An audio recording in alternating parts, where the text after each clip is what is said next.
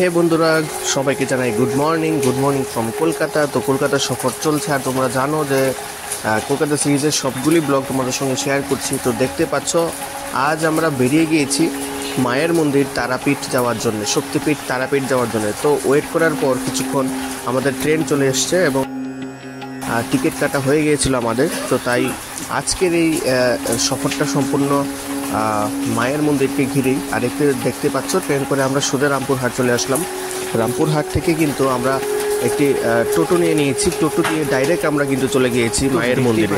যে রোডে মোটামুটি এরকম ছিল, আর এই হলো মেন গেট, যেটা কিন্তু মোটামুটি শহরের আগেই পড়ে।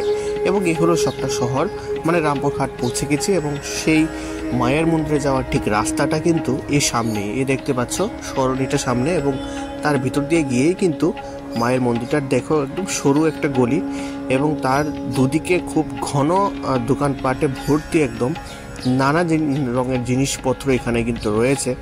যারা যারা শপিং করতে চাও অবশ্যই কিন্তু এখান থেকে তোমরা শপিংও করতে পারো। আর দেখো কত সুন্দর সুন্দর কিন্তু মায়ের প্রতিমা থেকে শুরু করে, প্যারা ভান্ডার থেকে শুরু করে, মানে প্রসাদ থেকে শুরু করে কিন্তু অনেক কিছু এখানে পাওয়া যায়।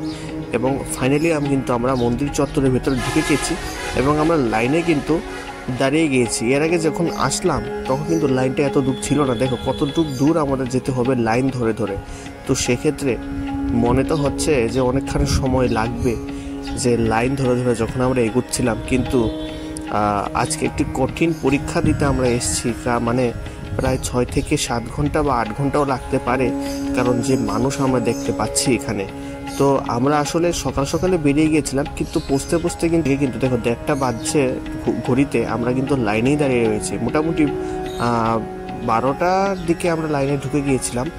1.5 ঘন্টা পর আমরা একটু সামনে যেতে পেরেছি। মানে এত ক্রাউড ছিল আর এত ভিড় ছিল, যদিও রবিবারের দিন ছিল না, কিন্তু তা সত্ত্বেও কিন্তু অনেক ভিড় ছিল। তো দেখতেই পাচ্ছ এখানে মায়ের মন্দির চত্বরে কিন্তু 51টি যে মায়ের স্থান রয়েছে, সেই মায়ের স্থানের বর্ণনা করা হয়েছে। এখানে কোথায় কোথায় রয়েছে, কয়টা সতীপীঠ রয়েছে, এগুলি সব কিন্তু এখানে মূর্তি সহ উল্লেখ করা আছে, যা কিন্তু সত্যি একটি খুব সুন্দর বিষয়। এবং যারা যারা জানে না যে 51টি সতীধাম কোথায় রয়েছে, সেগুলি কিন্তু এখানে তুলে ধরা হয়েছে দর্শনার্থীদের জন্য। তো ফাইনালি আমরা প্রায় 6 ঘন্টা থেকে 6.5 ঘন্টা অতিক্রম করার পর, লাইনে দাঁড়ানোর পর আমরা মন্দির চত্বরে ঢুকে গিয়েছি, এবং মায়ের দর্শন আমরা ইতিমধ্যে করে নিয়েছি। ভিতরে মোবাইল ফোন এলাও না, তাই ভিতরে মোবাইলটা বা ভিডিওটা কমপ্লিট করতে পারিনি, কিন্তু বাইরে আমরা এসেছি পরে। এই দেখো, এই হলো গর্ভগৃহ, যেখানে মহাশ্মশান রয়েছে।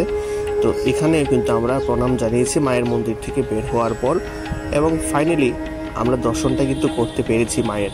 প্রায় দীর্ঘ সবটা মিলিয়ে 7 ঘন্টা পর আমরা মায়ের দর্শন পেরেছি করতে, লাইনে দাঁড়ানোর পর। সত্যি পরীক্ষা ছিল, মা বাবা বোনকে নিয়ে এটা একটি অন্যতম স্মৃতি হয়ে থাকলো, যে 7 ঘন্টা দাঁড়িয়ে কিন্তু আমরা এই যে মায়ের পুজোটা দিতে পেরেছি। মা পীঠ তারাপীঠ শক্তিপীঠে আমাদের এই প্রথম পরিবার সহ আমরা এখানে এসেছিলাম।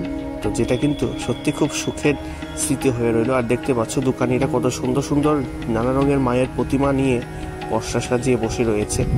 তো এই আমাদের এখন রুমে ফেরার পালা। দেখো কন্ডিশন কি হয়েছে শরীরে, 7 ঘন্টা লাইনে দাঁড়িয়ে আর 2 ঘন্টা জার্নি করে। তো এই হলো আজকের এই ছোটো ব্লগটা তোমাদের জন্য। ভালো লাগলে লাইক শেয়ার কমেন্ট অবশ্যই করবে।